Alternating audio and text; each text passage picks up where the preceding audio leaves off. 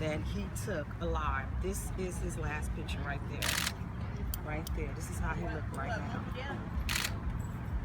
And then he graduated right here. Yes. And this is his obituary.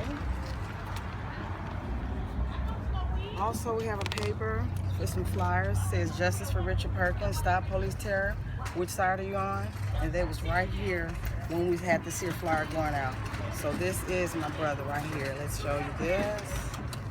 This is the family photos of us back when we were young from Louisiana. So this way you guys can see. This is the obituary. So I want you guys to see this. This is very important for us. These are all the pallbearers. And now I'll let you guys talk to my mom and my sister. She's right there. I'm gonna, can we actually move this way? Sure. Behind the banner. Sorry.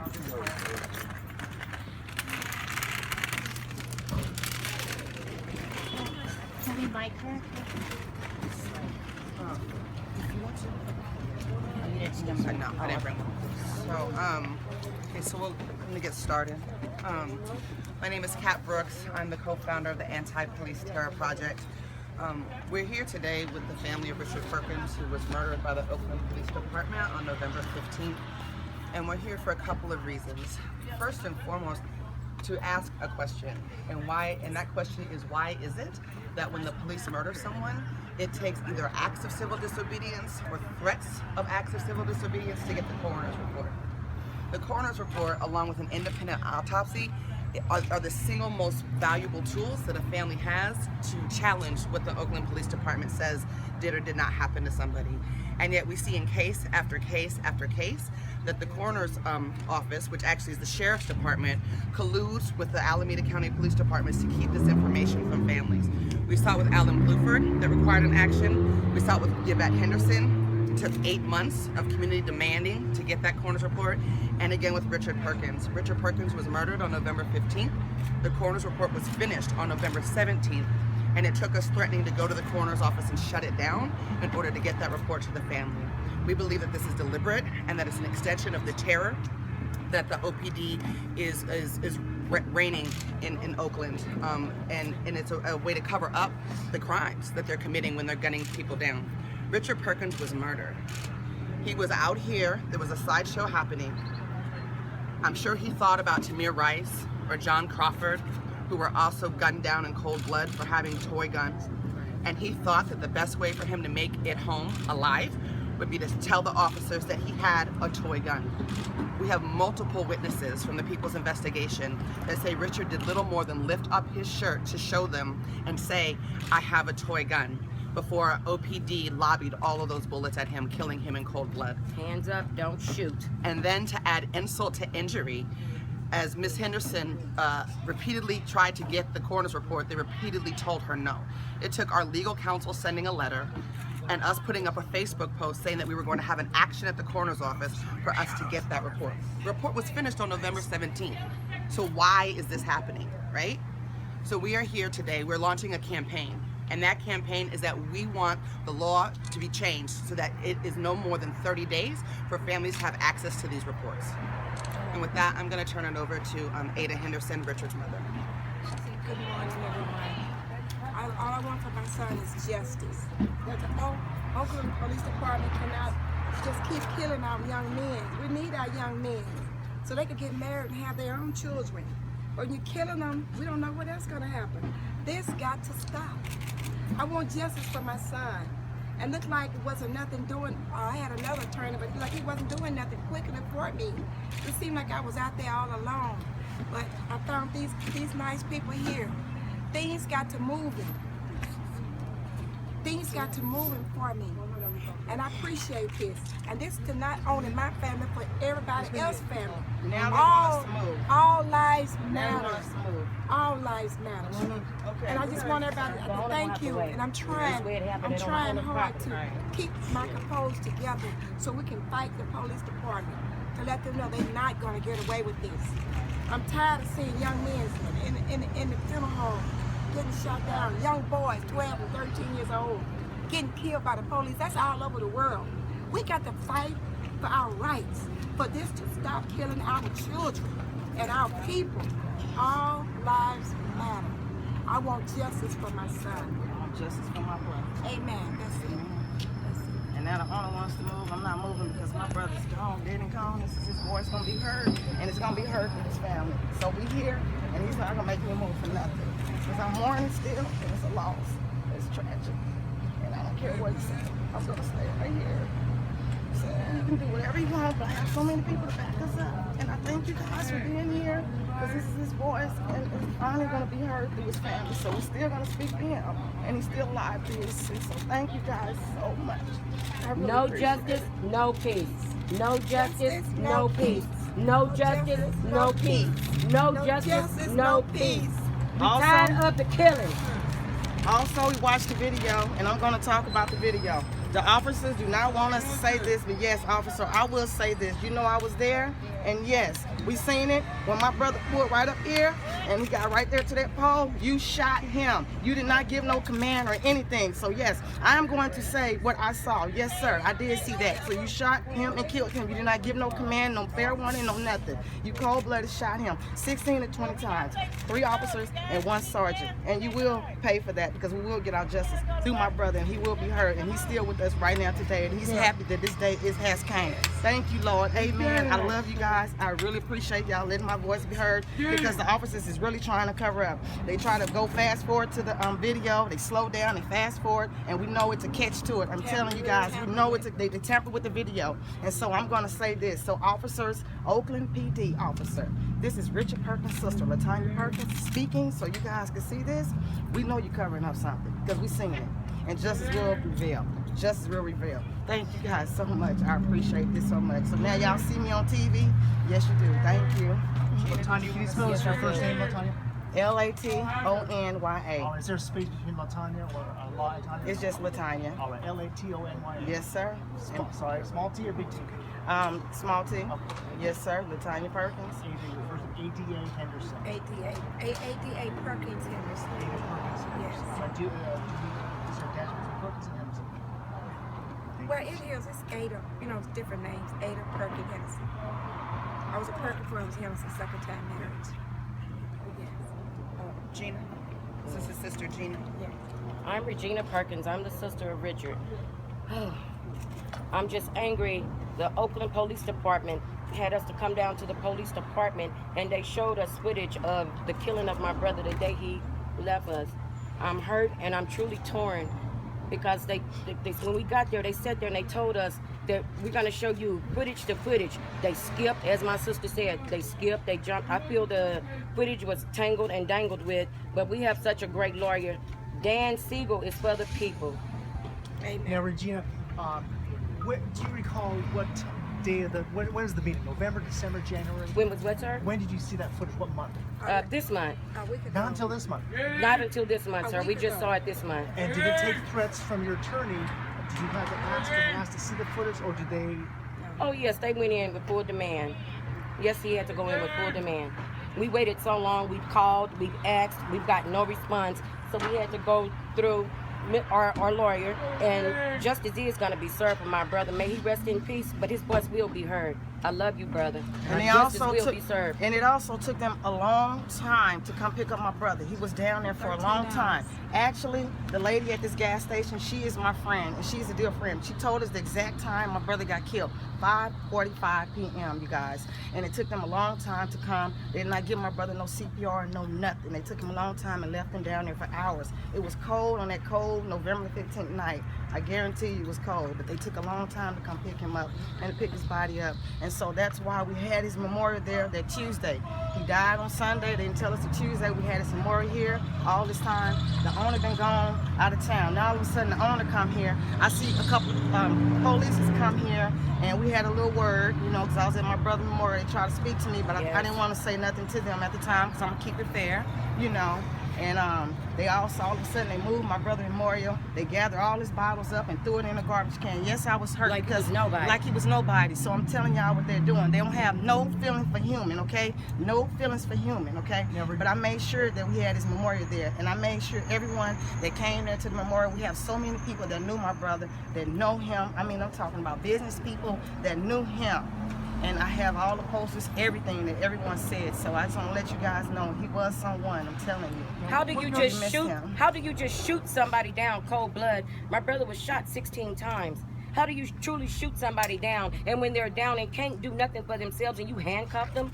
Then That's what we saw in the video. Turn over and handcuff. They turned my brother over and handcuffed him. Then they And say what that goes he through your mind? You're talking about a lot of delay. Your coroner's report, seeing the footage. Within days, if I recall correctly, they had a news conference and showed us the fake gun that they said he had. That they said. They did that within days. What goes through your mind about their story? Okay. I don't believe it. I didn't believe it. That's my brother. My brother have got in trouble with the law, but he never resisted arrest. He Never. never resisted arrest. Never. I got an answer for that.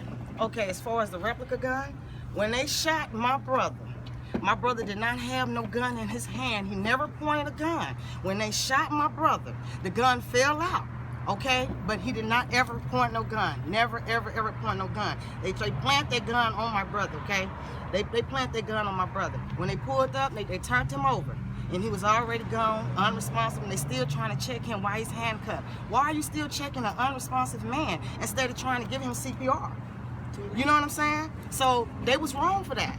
And they're gonna get justice. We gotta get justice for that. And the footage that we saw from the Oakland Police Department of our brother's murder that day, they told us that we was gonna see a footage of them telling him, hands up, hands up. It They was none of gave that. command. The only thing that we did see on their video was they shot him down to the ground, and it was 3 rookies and a sergeant. Yeah, did you That's see a tough footage question. from all 4 officers? Only 1 or 2 or 3 or 4? We didn't see anything. They told had us that the we were. video. They They told had- the police officer told us before we see the video that we was gonna see the officers telling my brother hands up, hands up. It was none of that. What we saw on the video was the rookie officer standing over my brother saying, oh Sarge, damn, it's a replica." Yeah, we did Okay, see now- him. Aren't they trained? Aren't they trained to know real from fake? Did you see the angles from all 4 officers? No, we didn't. So how many officers' video did you see? Out of the 4. Henry, can I just, Yeah. so what they do, and we saw this with Yvette Henderson, Yeah. is that they take footage from different angles and then they cobble together one video that they showed you. So there's no way that you can know what the actual timeline was. There's a guy that's sitting in the back at a very high-tech, video editing system, and then you're sitting all the way up front. And so they piece together the video from any angle they can capture, So they and they edit create this video? Yes, they edit the video. They show the family. We saw that very clearly with Yvette Henderson. Is exactly what this family is saying. They edit it so that it matches whatever story that they're trying to tell. Exactly. And they do the same thing in terms of telling you ahead of time. It's almost like the power of suggestion.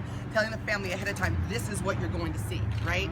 And same thing with Yvette Henderson's family. The brother said, I didn't see anything you said I was going to see. Exactly. And nothing in this video justifies the fact that you murdered my sister with an AR-15. Amen. Do you, I also you been don't know if it was harassed. the rookie or one of the 3 rookies or the sergeant who used that AR? No. They released their names, the- but I don't remember them. We didn't even see them. It was just their names in the newspaper. I have all of them named. And to justify for me, I'm going to put all 3 names on my t-shirt that you killed my son. That's right. I'm going to do this. And they're going to know, how do they sleep at night? My son was my smartest son if I had. He always helped me do everything. I miss him because I don't have nobody else. Now I got some more people coming in to help me in my home. That when my son was going to help me. I think it's also important to know when we're talking about these delays that in order to file a civil suit, which is usually the only recourse that a family has after their loved one is murdered by the police, right, you have a limited time to do that. You have about a year to be able to file. And so our belief system is that the reason why they withhold this video and the reason why they withhold these coroner's report is to delay the family's ability to mount a legal defense, right, to prevent them from going to court. But we not sleeping on it. We going straight forward. Right. And so that's why we're making this demand around 30 days, right? It's bad enough that the families have had their loved ones stolen, but then to add insult to injury like this is absolutely unacceptable. There's no reason at all for that the board of supervisors could say or the sheriff could say that we can't have this report in 30 days. So I've got one more speaker, Terry Kay. who was actually part of the protest for Alan Bluford's autopsy report, and she's going to talk just a little bit about how she was brutalized by the Sheriff's Department. So there was a number of us who were demanding that Kamala Harris prosecute these killer cops across the state, and it was organized by the Justice for Alan Bluford Coalition, and several of us did a civil disobedience inside the state building in downtown Oakland, where Kamala Harris has an office, demanding that she come down and talk to us about when she's going to start prosecuting killer cops. And we were arrested and taken to Sheriff Ahern's Santa Rita jail, where there was 5 of us who were women amongst the ones who were arrested. And the way we were treated just in the intake, and this was just a civil disobedience, it should have been a cite and release. We should have never even been taken to the jail. We were treated with an extreme amount of sexual harassment. They wanted us to take off our outer garments, which they defined, including people who were wearing lingerie over their bras. They wanted essentially camisoles. They wanted the people to strip down to that level in front of male sheriffs and in front of a whole holding room with windows of other male arrestees. And the people who refused to do that were locked up basically in solitary holding cells and mistreated. The one person who did take off her close to that level out of fear of retribution was then forced to parade around the room in front of everybody in that nature. And then also in the holding cells, we saw how they treated all the women that they take in the jail as far as the intake process, where they cram 15 to 20 people in a holding cell that's meant for at the max. It's got seating space for maybe 5 or 6, and it was filthy in these cells. The women were, some of them had needed some mental support, and they were not getting the doctors they were asking for. The toilets were not working. There was feces and blood and garbage all over the walls and the floors. So all this to say that there's a civil suit that's being filed. It's in court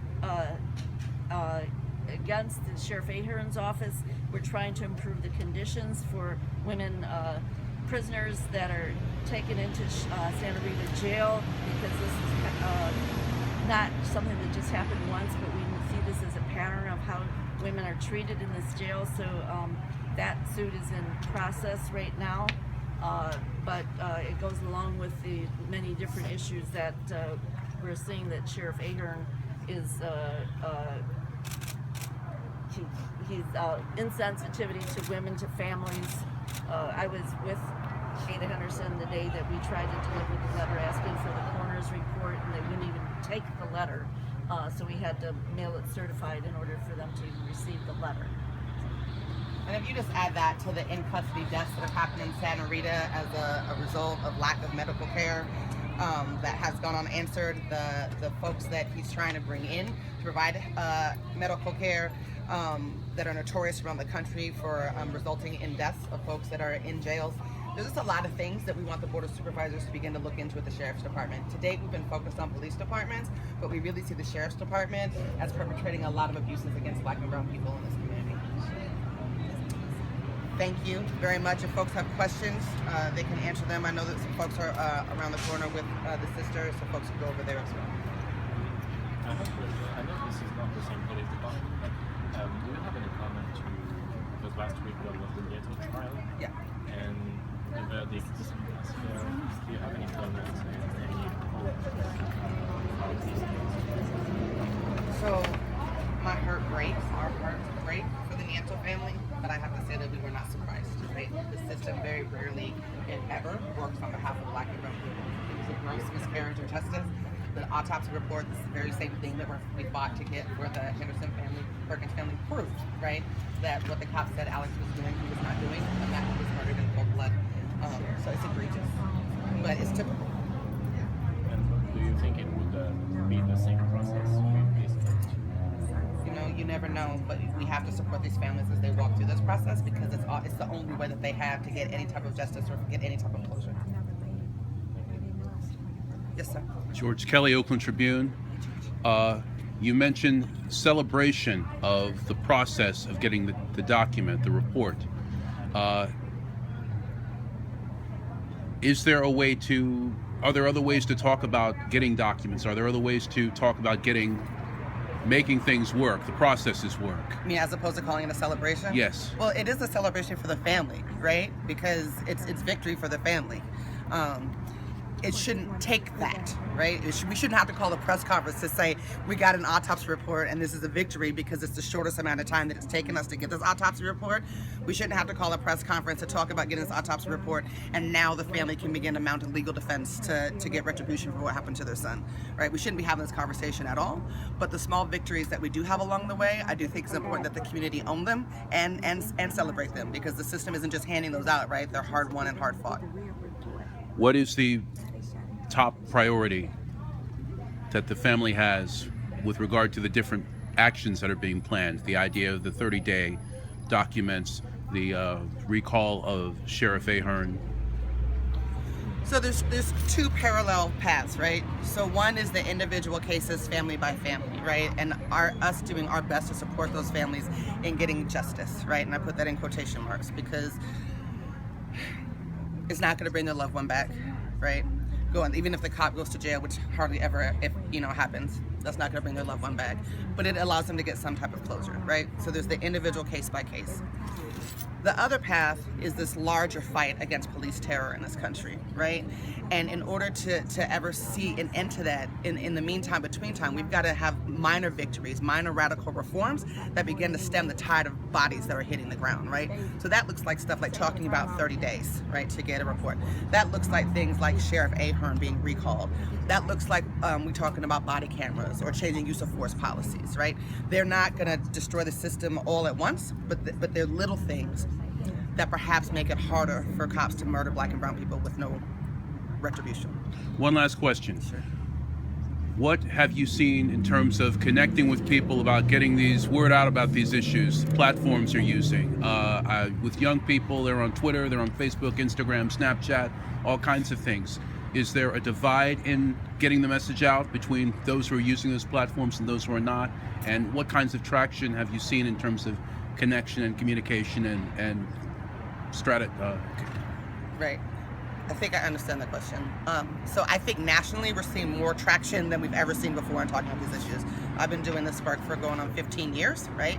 And it used to feel like we were sort of screaming in an empty hallway. Now, I was actually just talking to somebody earlier. When I turned on my Facebook page, right, I've got story after story after story after story after story of about police terror from various parts of the country. So I think social media is definitely making a difference. I think Black Twitter is on fire making a difference, but I think people have not left behind traditional platforms. So we do email, right?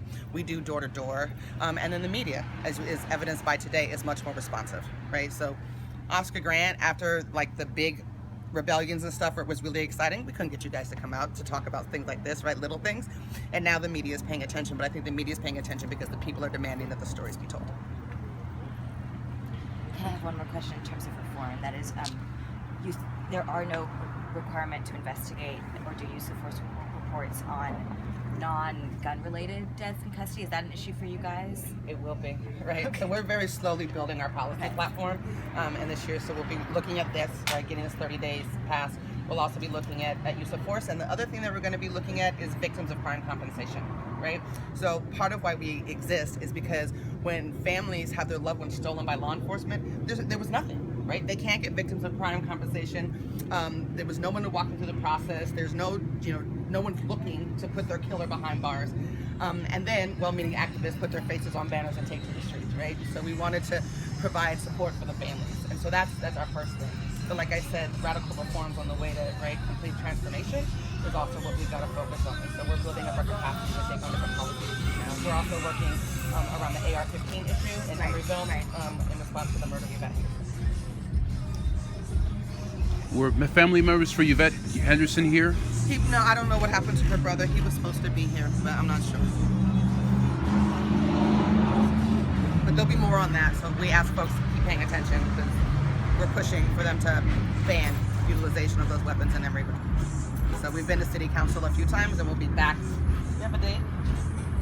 April the 5th. We'll be back on April 5th. There was a hearing like 2 weeks or 3 weeks ago about body cameras in police people, and there was some discussion about that. What do you think about that? I think body cameras could possibly be a deterrent, right? But they're not going to solve the issue. And we also know that you can have plenty video showing the police doing wrongdoing and nothing happens still, right? So we can't treat them like they're a cure-all for this disease, because they're not.